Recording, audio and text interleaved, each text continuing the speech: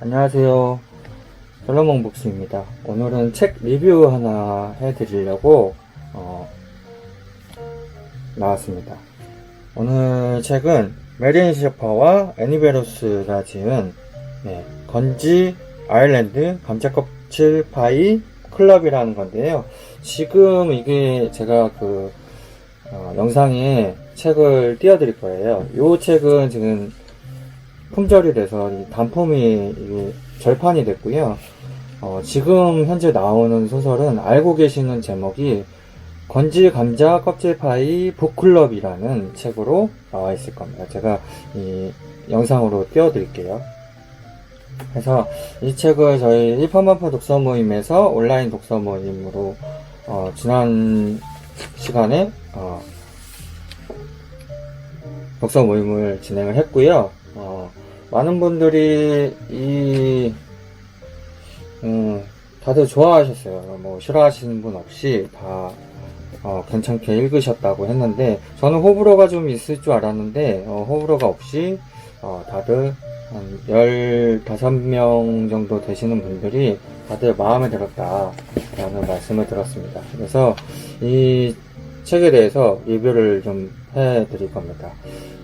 이 책의 특이하게 작가가 메리앤 셰퍼하고 애니 베로스 이렇게 두 명의 작가가 나옵니다. 그 이유가 이제 원래는 이제 메리앤 셰퍼가 진짜 작가이고요. 애니 베로스는 메리앤 셰퍼의 조카입니다. 그래서 메리앤 셰퍼가 애니 베로스의 이모죠.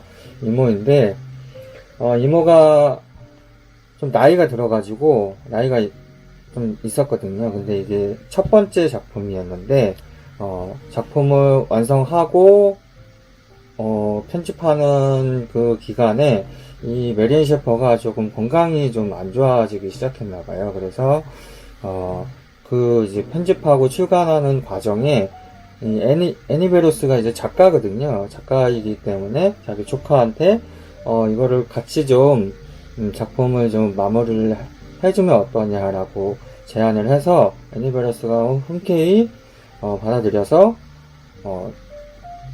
둘이 같이 이제 작업을 하게 됩니다. 근데 작업을 이제 편집하는 과정에서 안타깝게도 메리앤 셰퍼가 사망을 하게 되고 뒤에 이제 애니 베로스가 편집과 출간을 맡아서 이제 마무리를 하게 돼서, 이 작품 마지막에 보면은 애니 베로스가 이모인 메리앤 셰퍼한테 보내는 편지의 글이 있습니다. 그 글이 이 책에서 가장 아름답고 가장 저는 이제 마음에 들었던 부분이었고요.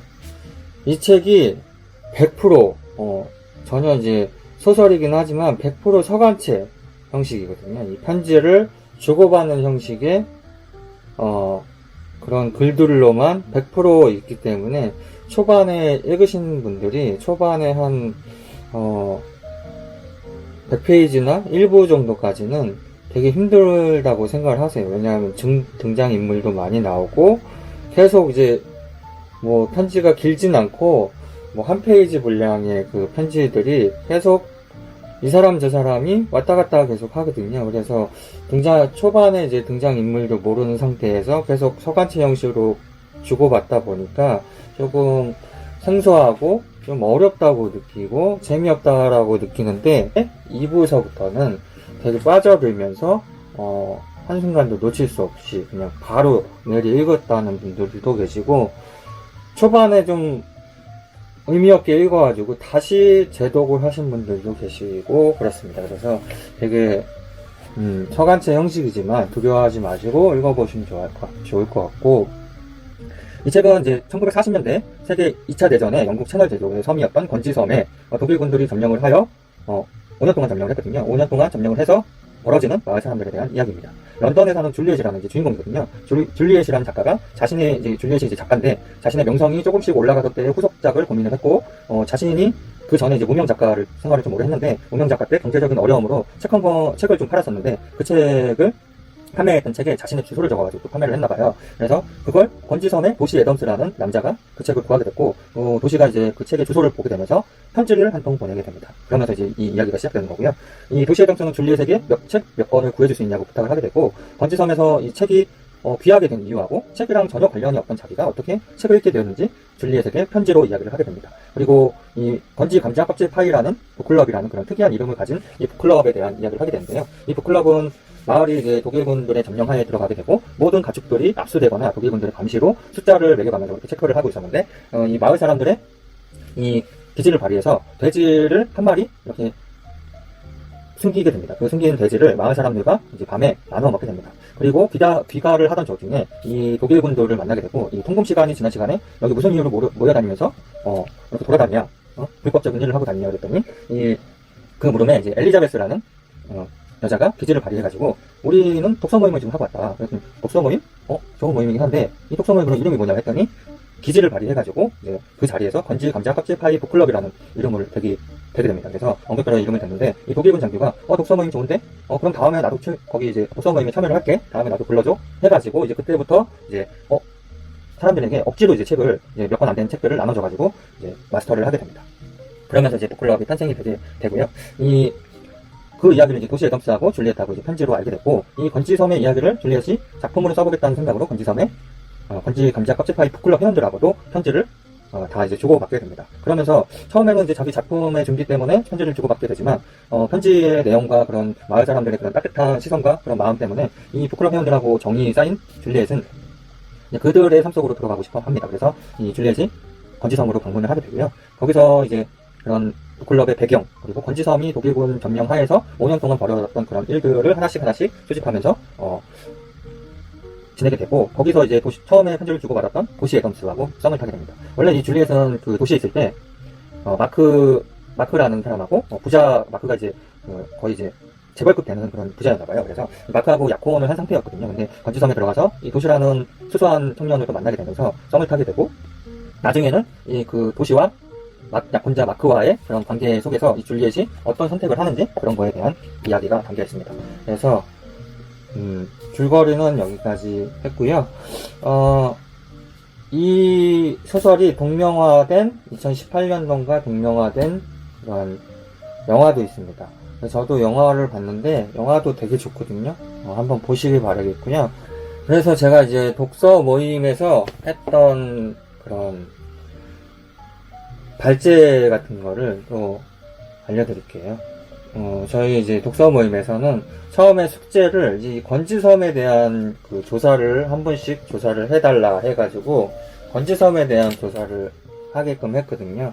그래서 이 건지섬에 대한 이야기를 좀 드리겠습니다. 실제 건지섬이요. 지금 있는 건지섬에 대한 이야기입니다.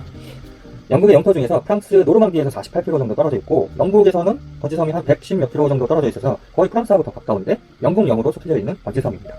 그런 건지섬이 2차 세계대전 중에 영국의 영토 중에서 유일하게 독일군에게 5년 동안 점령을 당했던 곳이기도 하고요. 독일군은 이 건지섬을 점령을 하면서 영국을 침공하기 위해서 교두보로 삼게 됩니다. 그래서 이 5년 동안 이 건지섬을 요새화 작업을 했고, 섬 사람들이 요새화 작업을 하는데 다 동원이 되었죠. 그리고 섬 사람들이 이 섬이다 보니까 독일에서도 이렇게 식량 조달이 잘 안 됐나 봐요. 그래서 섬 사람들이 감자가 제일 손쉬운 그 먹거리였고 쉽게 기를 수 있는 작물이었기 때문에 감자를 많이 재배를 하게 되고, 그 감자를 식량으로 대체를 했고, 이 먹을 게 이제 감자밖에 없으니까 감자로 여러 가지 그런 거를 요리를 개발을 하게 됩니다. 그래서 이 책 제목처럼 감자 껍질 파이가 나오게 되는 겁니다. 그래서 건지섬은 과거에 이제 프랑스 노르망디에 속해져 있는 섬 군락이어서 초반에 이제 예전에는 섬 사람들이 프랑스어를 불어를 주어로 사용을 했다고 해요. 근데 지금은 이제 영어로 사용을 하고 있고, 노르망디는 지금 이제 이 노르망디는 더 가깝잖아요. 이제 건지섬하고. 노르망디는 원래 이제 프랑스 땅이지만 15세기경 한때 노르망디를 영국 국왕이 노르망디 공작이라는 이름으로 지배를 하게 됩니다. 그래서 그때 잠시 이제 영국 영토가 되었고, 그때 이제 건지섬이 영국령으로 들어가게 된 겁니다. 그래서 이 영국과 프랑스의 100년 전쟁 때 프랑스가 다시 노르망디를 가져오게 되고, 그때 승리를 이끈 장수가 잔다르크, 우리가 알고 있는 여자 장군인 잔다르크가 활동을 했습니다. 그 당시에. 여기서 이제 잔다르크라는 이름이 살짝 나왔고요. 노르망디는 이제 다시 이제 프랑스 영토로 들어갔고, 이 건지섬 이제 그 군락들의 섬들은 다 영국령으로 남아있게 되는 겁니다. 건지섬은 이제 영국 땅이지만 영국의 그런 법을 갖추진 않고 자체적인 법령이 있고요. 영국 황실의 직할령으로 사실상 식민지 같은 그런 관계라고 볼 수 있고요. 영국 국왕이 대리인인 총독을 거기다가 이제 임명을 했고, 이 건지섬은 의전상의 지방관인 베일리프가 따로 있습니다. 베일리프는 봉건제도의 흔적으로 영국 국왕이 노르망디 공작의 지위로 임명하는 자리지만, 현재는 이제 노르망디 공작이라는 자리가 없으니까, 이제 현재는 현지 의회의 추천으로 총독을 임명을 하고 있답니다. 건지섬과 그런 부속섬인 올더니 섬도 있고, 샤크섬이라는 데도 있는데, 그 섬들도 각자가 또 자체 의회가 있고, 그 자체 의회는 건지섬에 또 직할로 속해져 있습니다. 여기 이제 화폐는 자체 화폐를 쓴다고 하고요. 영국 화폐도 쓰고 있지만 자체 화폐로도 또 사용을 하고 있다고 합니다. 이 군할 섬 중에서 그 샤크섬은 2006년에 선거제도를 도입하기 전까지 마지막 봉건제가 유지되었던 섬으로도 알려져 있고요. 유럽의 최후의 봉건 영지로 남아 있었던 그런 섬으로도 유명합니다. 이 건지섬, 샤크섬이 이제 건지섬의 또 행정 관할이지만 또 독립적인 또 법률을 또 가지고 있었고, 인구가 한 600명 정도 되는데 자동차가 또 없기 때문에 표집하는 킬로미터도 아니고 마일도 아니고 그냥 걸어서 얼마나 걸린다라고 나와 있다고 합니다. 이 건지섬의 또 유명한 곳은 중세 유적인 코르네트 성과 이 빅토르 위고가 또 망명을 해가지고 마지막까지 작품 활동을 했던 그런 곳이기도 해서 그런 유적지도 있다고 합니다. 이 건지섬 자체가 지금 관광지라서요. 거의 우리나라 울릉도처럼 관광지로서 해서 이 섬 사람들이 다 관광으로만 하고 있고요. 이 건지섬이 되게 이제 물가가 되게 높다고 하고 관광지라서 높다고 하고 유럽 사람들이 가장 가고 싶은 휴양지로도 꼽힌다고 합니다. 그래서 뭐 가실 일 있으면은 뭐 가시면 되고, 에어비앤비 같은 데 보시면은 우리나라 분들이 가셔가지고 좋은 또 숙박시설이 또 있다고 하니까 참고하시면 될 것 같습니다.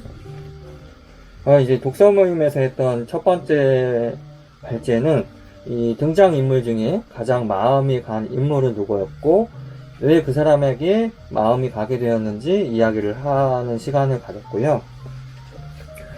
그리고 발제 2번은 건지감자 파이 북클럽 회원들처럼 우리 일파만파 독서 모임을 참여하면서 독서와 독서 모임이 나의 삶에 어떠한 영향을 주었는지 이야기하는 시간을 가졌습니다. 마지막 발제는 건지섬 사람들처럼 각자의 자신이 읽었던 책 중에서 가장 의미가 있었던 책이 있었냐라는 물음을 드렸고요. 바로 이제 좋은 작품들을 이제 소개를 해드렸습니다. 그래서 오늘은 이 건지감자 껍질파이 클럽에 대한 책 리뷰를 해드렸는데요. 어떻게 마음에 드셨는지 모르겠어요. 저의 영상을 보시고 한번 읽고 싶다라는 마음을 드시고 한번 읽으신다면은 저는 그만큼 만족하는 일은 없을 것 같습니다. 다들 행복한 독서하시고 다음번에 좋은 책으로 또 리뷰 영상으로 찾아뵙겠습니다. 감사합니다.